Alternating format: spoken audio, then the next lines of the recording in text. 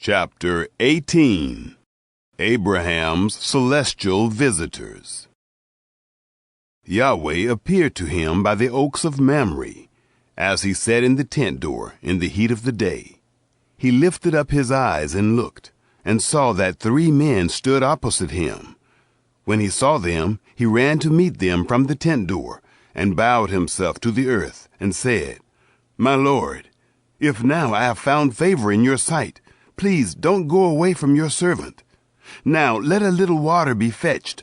Wash your feet and rest yourselves under the tree. I will get a morsel of bread so you can refresh your heart. After that you may go your way, now that you have come to your servant." They said, "Very well, do as you have said." Abraham hurried into the tent to Sarah and said, "Quickly, prepare 3 measures of fine meal, knead it and make cakes." Abraham ran to the herd and fetched a tender and good calf and gave it to the servant. He hurried to dress it.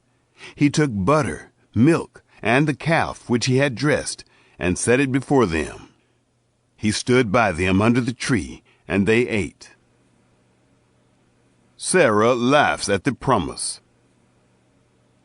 They asked him, "Where is Sarah, your wife?" He said, "See, in the tent." He said, "I will certainly return to you when the season comes around. Behold, Sarah your wife will have a son." Sarah heard in the tent door, which was behind him.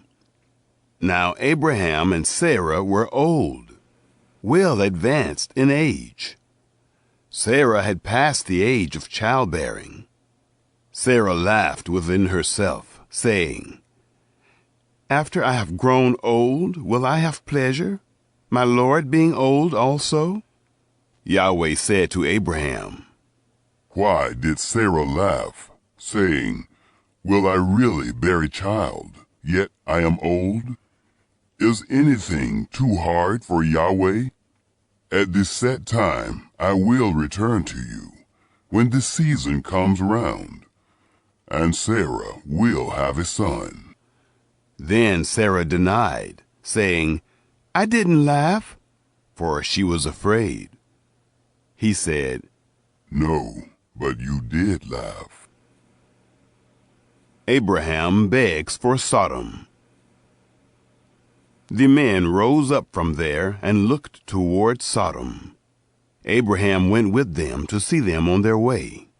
Yahweh said, "Will I hide from Abraham what I do, since Abraham has surely become a great and mighty nation, and all the nations of the earth will be blessed in him?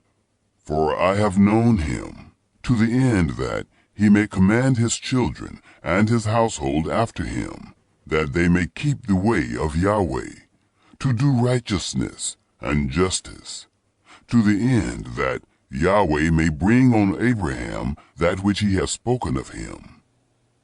Yahweh said, "Because the cry of Sodom and Gomorrah is great, and because their sin is very grievous, I will go down now and see whether their deeds are as bad as the reports which have come to me.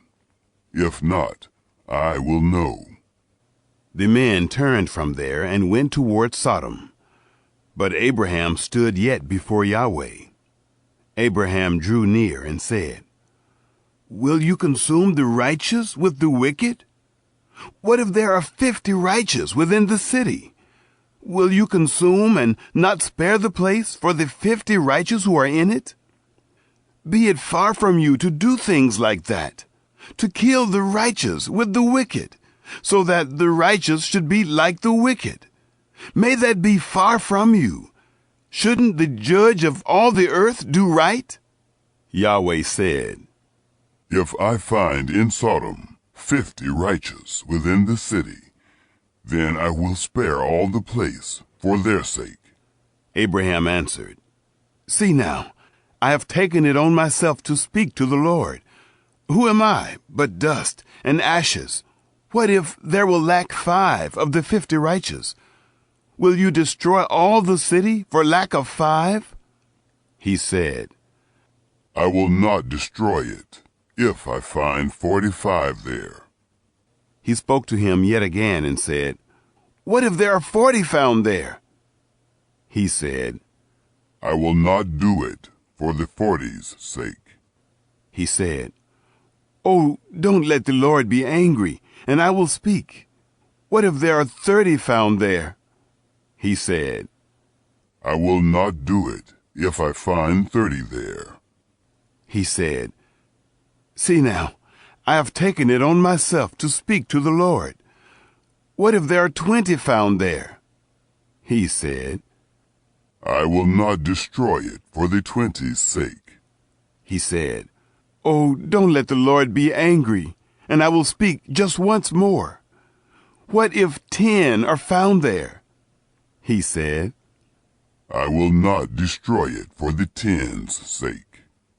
Yahweh went his way as soon as he had finished communing with Abraham, and Abraham returned to his place.